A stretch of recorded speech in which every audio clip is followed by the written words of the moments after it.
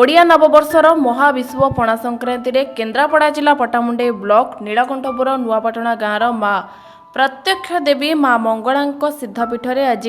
भोरु भोरु षोडश उपचार पूजा नवग्रह पूजा चंडीपाठ इत्यादि होइथिबा बेले माँ मंदिर परिसर में झामु यात्रा महा आडंबर सह अनुष्ठित हो जाइछि।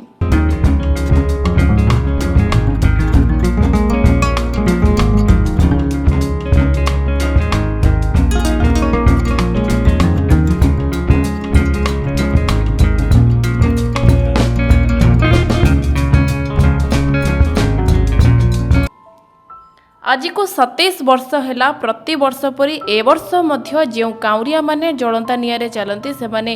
एक मास निष्ठार सहित रही सात्विक भोजन सेवन करिथांती।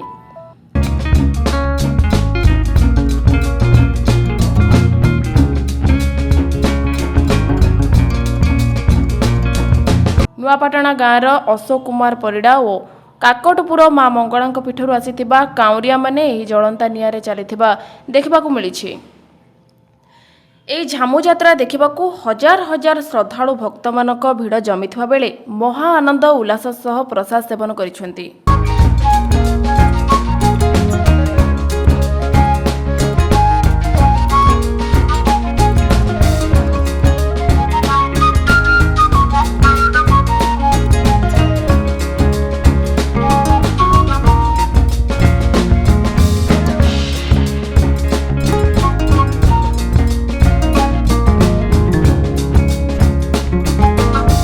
आज महा आरंभ सहित झामु यात्रा पालन करा से संपर्क कौन प्रतिक्रिया रही? मो ना किशोर कवि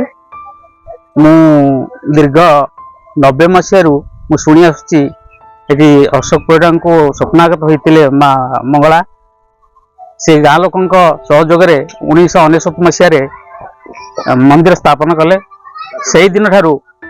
गाँव लोक मान सहयोग गाँ लोक पाली करी माँ सेवा शुश्रूषा कर बहुत लोक आसी एठी उपलब्धि अनुभव कर वर्षे थरे झामु यात्रा हुए। आज अति कम रे 1500 लोक एठारे उपस्थित थिले। सकाळ भोरु नाम यज्ञ क्रम आयोजन करा यज्ञ काम पर अग्नि रे आमर जे मंदिर कर्ता सी चलिले चलला परे गाँव जी उपस्थित थिले दर्शक माने से माने तांकर प्रसाद सेवन करी निज निज घर आज कार्यक्रम कहवाई चाहूँगी। मो ना ऋषिकेश परिडा नीलकंठपुर ग्राम 1 नंबर वार्ड रे ये मंगला मंदिर प्रतिष्ठा। ये मंगला मंदिर 1997 मसीहा ठारू आरंभ हो आज पर्यंत चली वर्ष रे यही जो पणा संक्रांति बा विश्व संक्रांति रे तार वार्षिक उत्सव पालन करा जाए। एटी झामु करा जाए। काकटपुर काउरिया माने एटी झामु करती हजार हजार संख्या रे श्रद्धालु माने आसी ये झामु यात्रा को उपभोग करती भक्तालु माने अनुभव करती गुरु माँ को कृपा अनुभव करती। मुझे कहवाई चाहूँगी ये दीर्घ दिन धरी चली आगामी दिन में चलो ये अनुष्ठान ये नुआपाटणा ग्रामर ग्रामवासी बुद्ध वनिता समस्ते साहाय्य करती। ये हजार हजार लोक प्रसाद सेवन करती। आज दिन में बहु संख्यार श्रद्धालु आसी प्रसाद सेवन कर माँ को कृपा लाभ कर गले। आसला घट स्थापन है सब मंदिर एमती नाना पूजा पूजा करती सब भल मंद गाँव वाला डकईकि संपूर्ण सहयोग कर मंदिर जो प्रतिष्ठा है। मंदिर प्रतिष्ठा आज्ञा आप माँ निर्देश आसला माँ निर्देश आसला ये काकटपुर आसवे विग्रह आसवे जो जगह थिला आम बुली बुली बुली बुली पाइलु से पाइला से आणलु गोड़ी मूर्ति आणलु आणिक माँ पाखे रखिलु माँ आज्ञामाला पाइक से नहीं आसिलु आसवा ये प्रतिष्ठा है। 99 मसीहा 99 मसीह प्रतिष्ठा है। चली समस्त सहयोग तापर गाँव समस्त भी ताली दियंती ଆପଣ ଆଜି ନିଆଁରେ ଚାଲୁଥିଲେ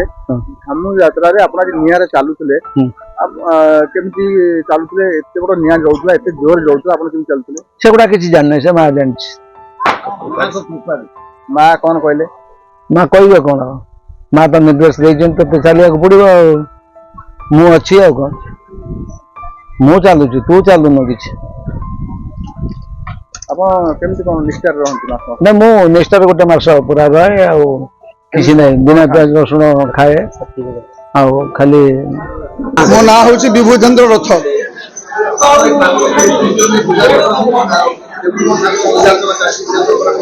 ना 3 टाइम पूजा हुए माँ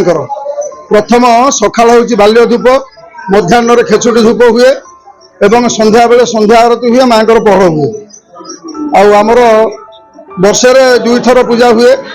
आमर जो वार्षिक उत्सव सब दुर्गा पूजा सप्तमी अष्टमी नवमी दशहरा 4 दिन पूजा हुए एवं चंडी पाठ षोडशोपचार पूजा नाना देवता पूजा एठी हुए